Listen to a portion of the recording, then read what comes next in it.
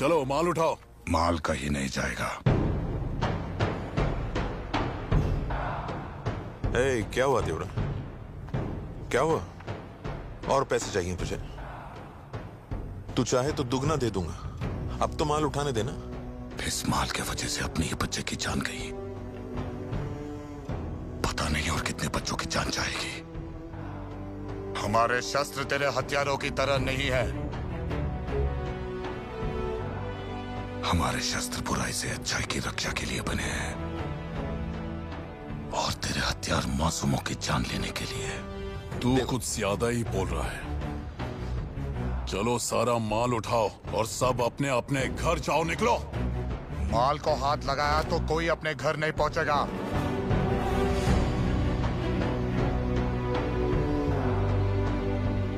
इतने साल से जो मांगा वो तुझको दिया।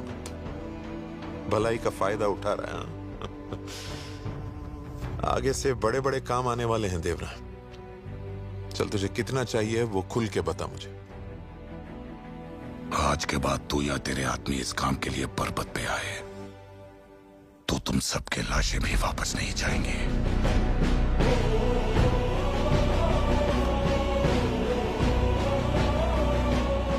यही देवरा का हुक्म है। हम अपनी मर्जी के मालिक हैं। तू हम पे हुक्म मत चला देवरा। समुंदर पे उस आदमी ने कुछ बक दिया तो क्या हम अपना काम करना छोड़ दें? समंदर पर राज करना है तो समुंदर के अंदर जाना है। मैंने पहले ही कहा था मुर्गा, किसी को अच्छा लगे या ना लगे, कोई हमारा साथ दे या नहीं, काम नहीं रुकेगा। तूने कहा और भी बड़ा काम आने वाला है। वो माल तुझ तक पहुंचाने के लिए चाहे मरना पड़े या मारना पड़े, तैयार हैं हम।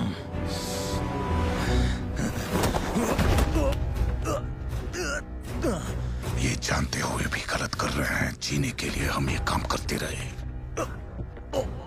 पर अब मुझे समझ में आ गया कि एक बुरी आदत बनकर हमारे खून में जहर बन के बस गई है।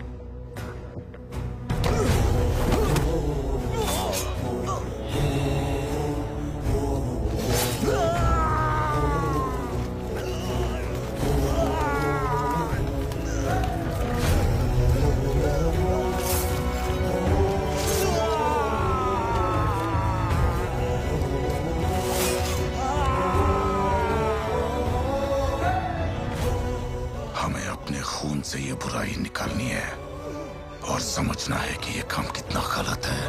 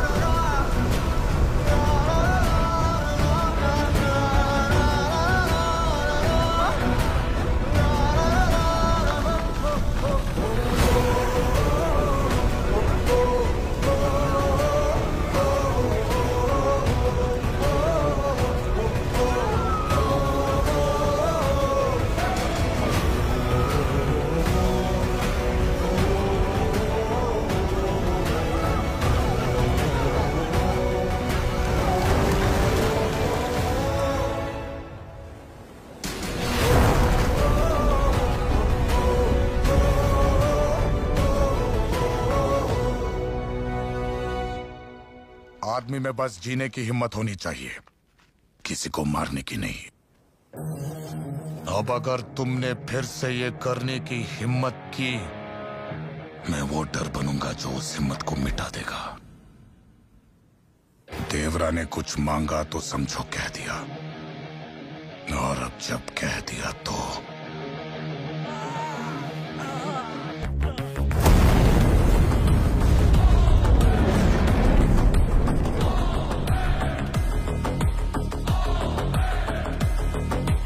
आज के बाद हम समंदर में सिर्फ मछली पकड़ने जाएंगे। तेरा बेटा बेटा देवरा के साथ रहता तो उसकी जान बच जाती। तुझे लगता है तूने उसे यहां से दूर भेजा इसीलिए तू दोषी है, लेकिन जिस बारूद से तेरा बेटा मरा उसे लाल समंदर से बाहर निकाल के हम ही लाए थे। तेरे बेटे की मौत का कारण तू नहीं, मैं हूं। तुझसे आंख मिलाने की हिम्मत नहीं है, इसलिए तेरे चरणों को देखकर कह रहा हूं, मैं अपना किया बदल नहीं सकता, तेरे बेटे को वापस नहीं ला सकता, लेकिन अब किसी मां की गोद उछड़ने नहीं दूंगा। दिन किया वो अभी भी हम सब भूले नहीं हैं, और तू भाई का रिश्ता तय करके खुशी मना रहा है भैरा। देवरा को शादी में क्यों बुलाया? हम उसे देखना नहीं चाहते। इतने सालों से साथ था, आखिरी बार भी नहीं देखना चाहते। असली खुशी तो हम सब उसके मरने के बाद ही मनाएंगे।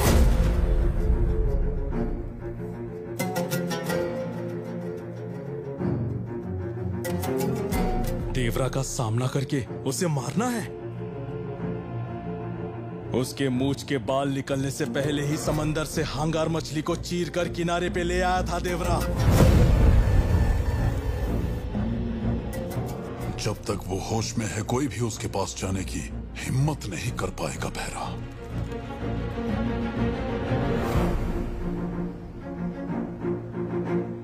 अरे रायपा, आओ।